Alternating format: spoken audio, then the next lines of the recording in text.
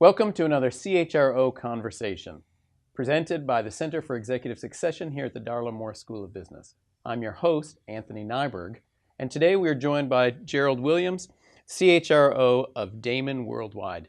Thank you very much for joining us. Thank you. We've been talking, and you have a number of perspectives that I find really interesting and in ways that we don't often hear them from CHROs. And one of those is about about how your belief system and how there needs to be a kind of open dialogue in the workforce and how you can then generate clear and open feedback.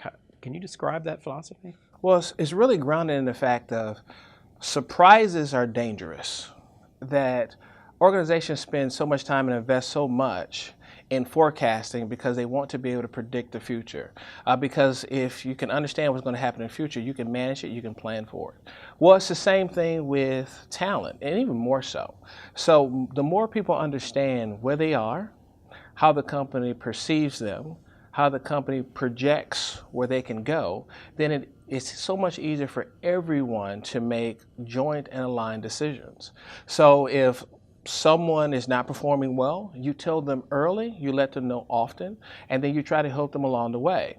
If you're at a point where you don't think someone is going to progress and they have that desire to, and you tell them that, now they are empowered to make decisions. Maybe they'll rethink things and be comfortable where they are.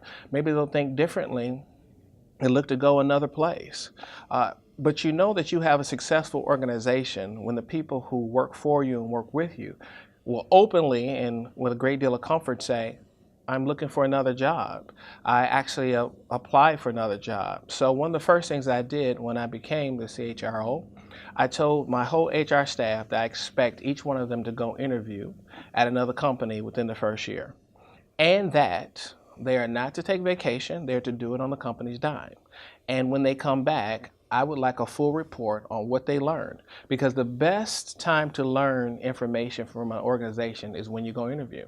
You can walk away with structure, you can walk away with strategy, you can walk away with plans. But that's a risk on my part. But it's a risk I'm willing to take because I'm willing to be open and candid. And if they get the best deal possible, I will tell them go take it. But then now I have an opportunity to retain that talent because when you're at a point you get a resignation, it's probably too late. So if you invite them and engage them early and have that spirit of transparency, then it's going to be very difficult for someone to find a better place to work. So did that lead you to have to make raises all over the place? Were people getting counteroffers that were substantially better than what they had? For some, okay. And for some, I didn't think they deserved it, and I encouraged them to go. So it's still a healthy dialogue and a healthy situation, because once you remove secrets and everything's out in the open, then we can move forward together and people can make decisions that are best for themselves and for their family. And it forces me to have the right and tough conversations along the way. So how do you, I can see you, but your personality, right? I can see you having that with all of your direct reports. How do you encourage your direct reports to have that with their reports and on down the line? How do you create a culture like that? Well, even though the job is titled CHRO, the job is that of being a teacher. I'm a teacher. So it's a lot easier for them to see me model it. And so instead of just doing it with my direct reports, I did it with the whole team. And so now when they see how I communicate and feel what my expectations are and understand my mind and my heart, it's easier for them to do it. Do I expect them to be able to do it with the same level of comfort as I can? Or I do? No, two parts. We're different. I understand that. And my position is different. I understand that as well. But the more they see me do it and how I do it, the more comfortable they will become in emulating it. So it's that of teachers at the core of it, and I have to teach them by showing them. So clearly, I'm presuming that this is an ongoing developing skill that you've had, that you weren't just born this way. So how are you, what are the competencies you're looking for in employees that will keep this kind of spirit going and permeate it through the organization? Well, it's the kind of people that you have around you. So these are things that, what I like to say is, we will train people, but we cannot raise people. So if they're not core things that people have that they were raised with, we're not going to be an institution that can help them along. So if someone's rude and if someone's mean, if someone just naturally doesn't think about other people first and think about his or herself first, then Daymon Worldwide is not going to be the place for them. And I will do everything that I can to get them out of the organization. But if they are great people, they're willing to learn, have an aptitude to learn, want to be around great people, treat people well, they're kind and considerate, then sky is the limit with that talent. And you can train them to do a multitude of different things. People can move around and tackle things they never thought they can do, but because of who they are, they simply just need to be trained in how to do that particular thing. So it's not so much about the critical experiences and the competencies of HR. I would much rather, in many instances, take some people in and have a mix of people who've never worked in HR before. Just because they'll ask, they'll challenge, they'll question each one of us in a different way. Those of us who've been in HR for a long time, we have our HR philosophy well developed, but that needs to be challenged at all times. So if you have that right blend of people and they're all good people, then you can do great things. So, and right along those lines, one of the things you expressed to us about being successful going forward really involved, the way I'm thinking about it is being courageous. You were talking about really pushing the envelope, taking chances, not being afraid to fail in that way. So I'm gathering this is for you, for the people that work for you, you need them to have that courage. So kind of along those same lines, how do you foster that in your organization? Well, you challenge them, but you help them, but you create a safe environment, and you let them know that it is okay to fail, that the rewards of being wrong sometimes outweigh a steady dose of being right on safe and systematic things and taking these safe bets. But you need to take some big risks sometimes in order to be successful, in order to be innovative and do things a different way.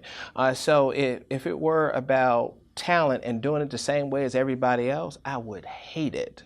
So I want to be different. I want to be provocative. I want people to talk about Daymon in a different way and say that company that not many people know about today, soon to change, it will be because of how they look at talent and how they bring people in and how they treat people. So that's so important to everything that we do. So putting you on the spot a little bit for the question that we hadn't really discussed, but along these lines of supporting people and making a safe environment for failure, can you think of any examples that come to mind of either your own failure where you supported, or maybe more appropriately, someone who reports to you that was in a challenging situation where it didn't go, they took a big risk, it didn't work out the way maybe they had hoped or wanted or planned, and you were still able to support that? Yeah, so now it really happens all the time where people try things and they don't work out. What's key for me though is making sure that it doesn't go too far. There are some times you can fail. What I always say to my team, it's okay to have a bad day, but on certain days you can't afford to have a bad day because you will not recover for that. So I make sure that the people on my team, when it goes beyond just the HR team, if we're going to present something to the executive team, or if it's going to roll out globally, then it's my job to make sure that that comes off without a hitch. That's my job. When we're within the confines of our HR team, that's the time to make mistakes. So I'll have people come in to the team and talk about projects they're working on. And it's not a firing squad. It's a time to dialogue and challenge and do things a different way. So to answer the question specifically, I make sure the big risks and the big failures don't happen because I own those, because they impact the organization and usually tied to heavy investment. But the smaller things, and hey, let's try this, that might be a little different. Let's try that's a little different. Then let's pilot it, let's take it with a smaller group, and if it doesn't work, then so be it. So let's try a different way of performance management. So instead of having 5 categories of assessment, I know I want to get to just eliminating assessments at all. I don't want ratings at all. But I pulled back and said, okay, well then let's go for 3 to make sure we don't have a global risk with the organization where people are too uncomfortable. So it's just a balance of how far I let it go, but that sweet spot is in there where people can be innovative and try new things, but then not have too much of a risk where the risk of failure is far too high.